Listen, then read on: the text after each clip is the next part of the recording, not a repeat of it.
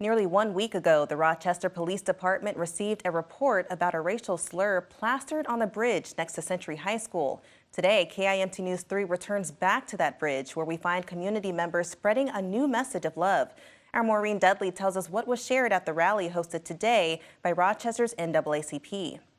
Community members gathered today on the bridge behind me, right by Century High School, to send out a message of love. After a hate message was placed on the bridge by Century High School last weekend, the NAACP worked fast to set up events to send out a different message. A lot of people have seen this, but this was the first time in a long time where it's so big and blazing, and that sent a different message.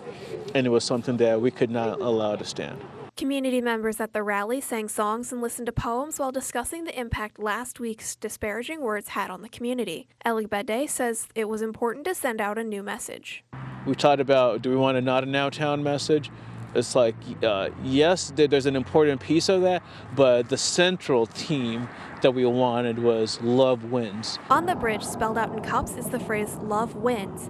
After the rally ended, the message stayed on the bridge for all to see. In Rochester, hate has no place, not in our town. In Rochester, our children are going to feel safe. In Rochester, racism has no place. In Rochester, hatred has no place. And in Rochester, we're going to use love because love is what's going to carry us through. He tells me he hopes people went away from the rally to reflect on positive change and transform that into action. In Rochester, Maureen Dudley, KIMT News 3.